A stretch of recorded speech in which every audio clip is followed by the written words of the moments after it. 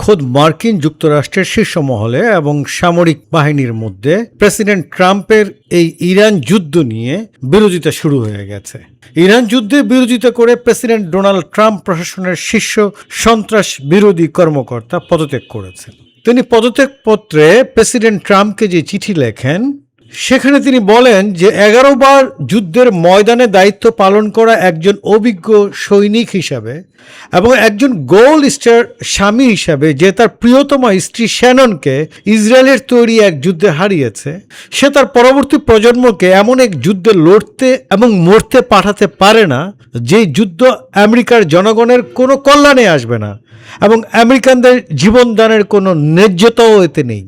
তিনি প্রেসিডেন্ট ট্রাম্পকে বারবার বোঝানোর চেষ্টা করেন যে উনি কিভাবে ইসরায়েলের ফাঁদে পড়ে ইরান আক্রমণ করেছেন।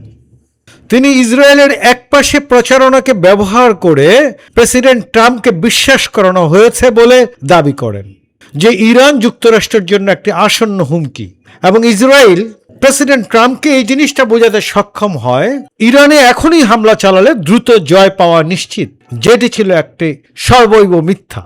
ইসরায়েলিরা ঠিক একই কৌশল ব্যবহার করে আমাদের সেই ধ্বংসাত্মক ইরাক যুদ্ধে টেনে নিয়ে গেছিল বলেন এই কর্মকর্তা। সেখানে আমাদের দেশের কয়েক হাজার সেরা নারী পুরুষ প্রাণ হারিয়েছিল। আমরা এই ভুলের পুনরাবৃত্তি করতে পারি না। জো কেন্ট এই মন্তব্যগুলো করেন। তিনি প্রেসিডেন্ট ট্রাম্পকে বলেন, আমি মনে করি এখনো সময় আছে এবং আপনার কাছে প্রার্থনা করি আমরা ইরানে কি করছি এবং কাদের স্বার্থে করছি সেই বিষয়ে আপনি আবার ভেবে দেখবেন। এখন সাহসী পদক্ষেপ নেওয়ার সময়। আপনি চাইলে বর্তমান পথ থেকে সরে এসে আমাদের জাতির জন্য এক নতুন পথ তৈরি করতে পারেন, নতুবা আমাদের আরও পতন এবং বিশৃঙ্খলার দিকে ঠেলে দিতে পারেন। সব ক্ষমতা এখন আপনার হাতে, ট্রাম্পকে উদ্দেশ্য করে তিনি বলেন। এবং এই কথাও বলেন, আপনার প্রশাসনে কাজ করা এবং আমাদের মহান জাতির সেবা করতে পারা আমার জন্য সম্মানের বিষয় ছিল, কিন্তু যেটি আমি আর করতে পারছি না। এদিকে যুক্তরাজ্যের জাতীয় নিরাপত্তা উপদেষ্টা জোনাথন পাওয়েল একটি মন্তব্য করেছেন। তিনি বলেছেন, যুক্তরাষ্ট্র ইরানের মধ্যে আলোচনা সমঝোতার যে প্রক্রিয়া সেটা হাতের মধ্যেই ছিল, কিন্তু যুক্তরাষ্ট্রের পক্ষ থেকে যারা আলোচনায় গিয়েছিল তাদের মধ্যে সেই গভীরতা ছিল না। এই ব্রিটিশ কর্মকর্তা বলেন, তেহরান তাদের পারমাণবিক কর্মসূচি নিয়ে যে প্রস্তাব দিয়েছিল তাতে একটি চুক্তিতে পৌঁছানো সম্ভব ছিল। এর মাধ্যমে যুদ্ধের ঝুঁকিও এড়ানো যেত।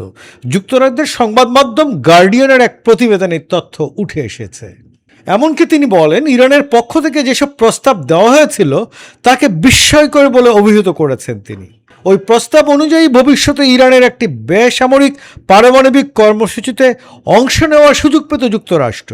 কিন্তু জেনেভার সেই আলোচনায় যুক্তরাষ্ট্রের প্রতিনিধি হিসেবে ছিলেন ডোনাল্ড ট্রাম্পের জামাতা জ্যারেড কুশনার এবং ট্রাম্পের বিশেষ দূত স্টিভ উইটকফ, যাদের অভিজ্ঞতা নিয়ে ব্যাপক উদ্বেগ প্রকাশ করেছেন যুক্তরাজ্যের এই কর্মকর্তা, এবং পাওয়েলের উপস্থিতি মূলত সেটিই ফুটিয়ে তোলে।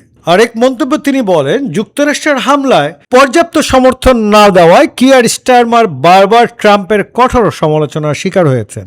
এদিকে ইউরোপীয় নেতারা বলেছেন যে এই যুদ্ধ আমাদের নয়। ইরানের বিরুদ্ধে যুক্তরাষ্ট্রের প্রেসিডেন্ট ডোনাল্ড ট্রাম্পের যুদ্ধের কারণে ইউরোপীয় নেতারা এক কঠিন পরিস্থিতির মুখে পড়েছেন।